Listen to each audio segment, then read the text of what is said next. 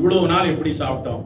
நல்ல இலையை போட்டு சோறு போட்டு சாம்பார் ஊற்றி புளிக்குழம்பு ஊற்றி ரசம் ஊற்றி மோர் வச்சு அப்படி சாப்பிட்டாதான் ஒரு திருப்தியா சாப்பிட்ட சாப்பாடு.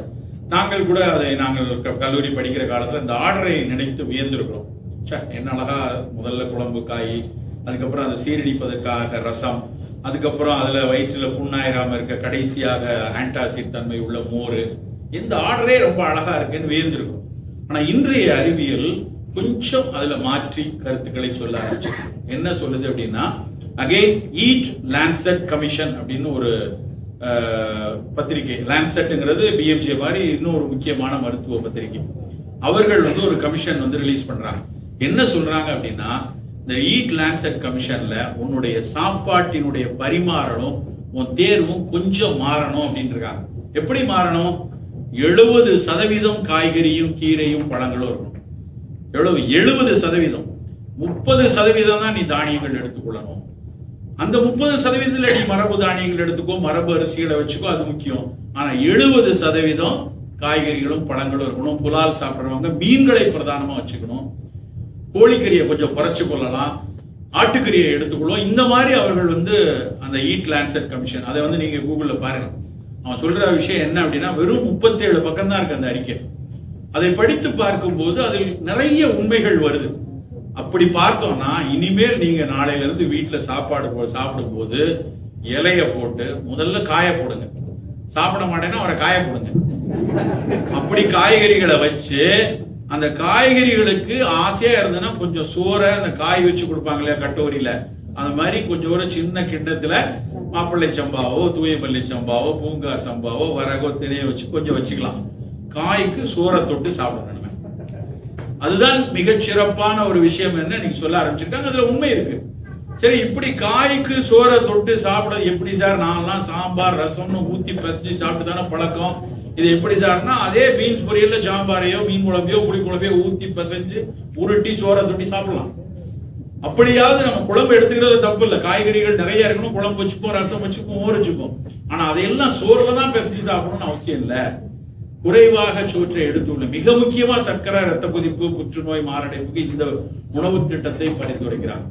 நான் அடிக்கடி ஒரு சிறு குறிப்பா இதுல கூட அடிஷனலா ஒரே ஒரு விஷயம் சொல்றது என்னன்னா, இதெல்லாம் நடைமுறைப்படுத்தணும்னா உங்க வீட்டுல இருந்து ஒரு ஆயுதத்தை தூக்கி வெளியே போடணும்.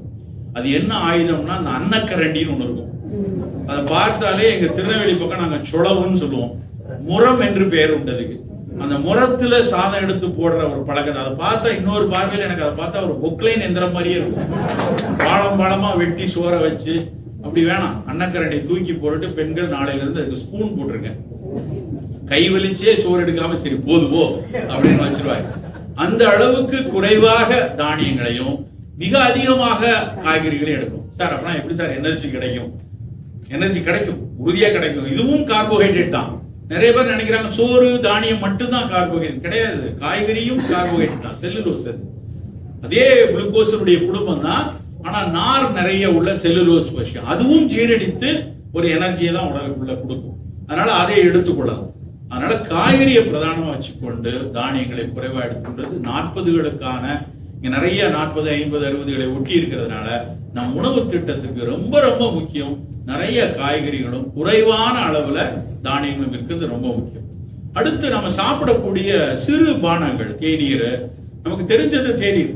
தேநீர் ஒரு 250 வருஷமா அதையே நம்ம முன்னுரிமைப்படுத்தி அதை மட்டுமே சாப்பிடுறோம்.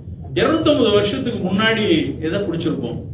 அப்பவும் நம்ம ஒரு தாகத்திற்கும் ஊக்கத்திற்கும் உற்சாகத்திற்கும் சில பானங்களை நம்ம குடிச்சிருக்கோம். அது பெரும்பாலும் எப்படி இருந்தது? எங்களுடைய பதார்த்த குண சித்தாமணி ஒரு இதை சொல்றாங்க, கரிசலாங்கண்டி முசுமுசுக்கை குடிநீர்.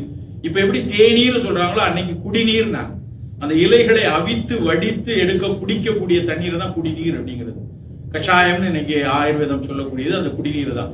அதுல ரொம்ப நான் பல வீடுகள்ல இன்னைக்கு பயன்படுத்துறாங்க.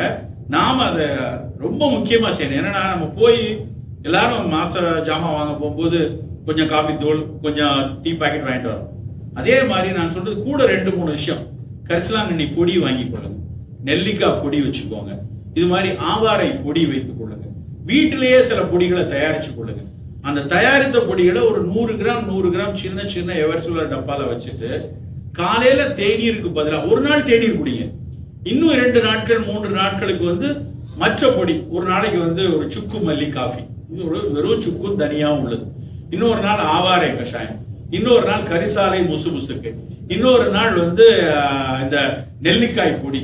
அதுக்கு இனிப்புக்கு பதிலாக ஒண்ணு வந்து தேனோ பனங்கருப்பட்டியோ இல்லைன்னா நாட்டு வெல்லமோ ஆர்கானிக்கா இருக்கக்கூடிய அந்த ஹைட்ரேட் சேர்க்காத நாட்டு வெல்லம் குறைந்த அளவுல நம்ம பயன்படுத்திக்குவோம். அப்ப காலையில கிடைக்கிற ஒரு 90 ml அந்த பானம் அப்படிங்கிறது அதுவும் உடலுக்கு ஏதாவது ஒரு வகையில ஒரு நல்லது செய்யக்கூடிய ஒரு விஷயமா மாறிடும். ஆவாரை பூத்திருக்க சாவாரை கண்டதுண்டோன்னு சொல்லியிருக்கு சித்த மருத்துவம். அவ்வளவு முக்கியமான ஒரு ஆவாரை. நான் சமீபத்துல ஆவாரை வந்து நம்ம ஊர்ல வறண்ட நிலங்கள்ல மிக அழகா வளர்க்கிறது அப்படின்னு நினைச்சிட்டு இங்க மட்டும் தான் இருக்குன்னு நினைச்சிட்டு இருக்கேன். நான் கடந்த ஒரு 4 மாதங்களுக்கு முன்னாடி வந்து ஜனவரி மாதத்துல கல்ஃப்ல 2-3 நாடு போனேன். எல்லா இடத்துலயும் ஆவாரை, எல்லா இடத்துலயும் சரக்குன்ற. நான் கேட்டேன், எப்படிங்க சார் இவ்வளவு சரக்குன்ற ஆவாரை எல்லாம் இங்க இருக்கு அப்படின்னு கேட்டா, எங்க ஊர்ல எது நல்லதோ கொண்டு வந்து வச்சிருவோம் நாங்க. மஞ்சள் கலர்ல போற வழியெல்லாம் ஏர்போர்ட் போறவெல்லாம் பூத்து குலுங்கி கொண்டு இருக்கிறது. அவர்களுக்கு அது வந்து கஷாயம் போட்டு குடிக்கலாம்னு அவங்களுக்கு தெரியாது. ஆனா அவங்க அழகிய பூன்னு கொண்டு வந்து வச்சிருக்காங்களா இல்ல வருங்காலத்துல பயன்படும் வச்சிருக்காங்களா தெரியாது. ஆனா ஆவாரையும் சரக்கொன்றையும் அந்த ஊர்ல மிகப்பெரிய அளவுல வளர்ந்து கிடக்கு. அப்போ ரொம்ப சாதாரணமா கிடைக்கக்கூடிய ஆவாரைய நம்ம தேநீரா பயன்படுத்தணும்னா அது சர்க்கரையை ரொம்ப, அதாவது என்கிட்ட 350 இருக்கு, நான் இன்சுலினை தூக்கி போட்டுட்டு நான் ஆவார கஷாயம் குடிக்கணும், அது முட்டாள்தனம். அது வேணாம். நீங்க சர்க்கரை வியாதி இருக்கா, டீக்கு பதிலாக நீங்க ஆவார கஷாயம் குடிங்க. உங்களுடைய மாத்திரை அளவை படிப்படியாக குறைக்கிறதுக்கான வாய்ப்பு. வெறும் ஆவாரை மட்டும், அதுலயே ஆவாரை குடிநீர் அப்படின்னு சித்த மருத்துவத்துல ஒரு 2 விதமா பயன்படுத்துறாங்க. ஆவாரை சமூலம்னு ஒண்ணு சொல்லுவாங்க. ஆவாரை சமூல குடிநீர்னா ஆவாரையினுடைய வேர்பட்டை, ஆவாருடைய பூ, ஆவாருடைய இலை, ஆவாரையினுடைய வேர் அத்தனையும் சேர்த்து ஒரு பொடி செய்து கொடுக்க சொல்லுவாங்க. ஆத்மரட்சாமிர்தம்னு ஒரு புத்தகம். அதுல வந்து இந்த ஆவாரை சமூல குடிநீரை சக்கரை வியாதிக்கு மிக முக்கியமா சொல்லியிருக்காங்க. இன்னொன்னு ஆவாரை குடிநீர்னு ஒண்ணு இருக்கு. ஆவாரையை ஆதியாக கொண்ட கஷாயம். அதுல ஆவிரை கொன்றை நாவல் அலைகடல் முத்தம் கோஷ்டம் மேவிய மருத தோலும் மிருதிட ரொக்க கொண்டு காவிரி நீரும் மற்றும் கடல் நீரும் மற்றும் தானே. நான் அந்த பாட்டுல என்னடா பாட்டுல சம்மந்தம்லாம் திருச்சி வருது. காவிரி நீர் ஏற்கனவே வத்தி இருக்க, காவிரி இப்பதான் வருது நல்லா. காவிரி நீரும் மற்றும் கடல் நீரும் மற்றும்னா என்ன ரீசன் அப்படின்னா, அது மிக அருமையான ஒரு பரிபாஷையோடு பாடிய பாடல். ஆவாரை, ஒன்றை, நாவல், முத்தக்காசு, கோஷ்டம், கடல் அழிஞ்சில் இவையெல்லாம் சேர்ந்து கஷாயமா போட்டு குடிச்சேன்னா, காவிரி நீர்னா இனிப்பான நீர்.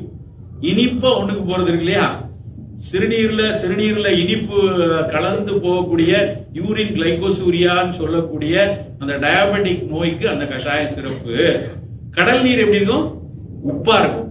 உப்பு அதிகமா கழியக்கூடிய புரோட்டீனூரியாவோ இல்ல சிறுநீரக பாதிப்பில் வரக்கூடிய சிறுநீர், 2க்கும் நல்லதுன்னு பாடியது அந்த பாட்டு. அந்த பாட்டை எடுத்து எம்ஜிஆர் மருத்துவ பல்கலைக்கழகம், தேசிய சித்த மருத்துவ நிறுவனம், சித்த மருத்துவத்தினுடைய மத்திய ஆராய்ச்சி நிறுவனம் அத்தனை பேரும் அதுக்கு ஒரு 7-8 வருஷமா ஆய்வு செய்யறாங்க. செஞ்சு அவங்க சொல்லி கொண்டு வரக்கூடிய முடிவுகள் எல்லாம் பார்த்தா பிரமிக்குது, புல்லரிக்க வைக்கிறது. என்ன சொல்கிறாருன்னா, சர்க்கரை ரத்தத்தில் கூடும்போது ரத்தத்தில் இருந்து அந்த சர்க்கரையை சீரணித்து செல்களுக்கு அனுப்புறது, அதாவது குளுக்கோஸ் அப்டேக் டு தி செல் அப்படிம்பாங்க. அந்த குளுக்கோஸ் செல்லுக்குள்ள போயிருச்சுன்னா நம்ம தப்பிச்சிட்டோம், வியாதி கிடையாது. அந்த ரத்தத்திலேயே சுத்திட்டு இருக்கும்போது அது பிரச்சனை. அந்த ரத்தத்துல சுத்திட்டு இருக்கிறத செல்களுக்கு அனுப்பக்கூடிய நொதிகளை இந்த கஷாயம் கட்டுப்படுத்துது, சீராகுதுன்னு கண்டுபிடிச்சிட்டாங்க. இவ்வளவு முக்கியமான ஒரு இது அறிக்கை. ஆனா அதை வந்து நம்ம வந்து ஒரு வெகுஜன மக்களுக்கு கொண்டு வரணும்.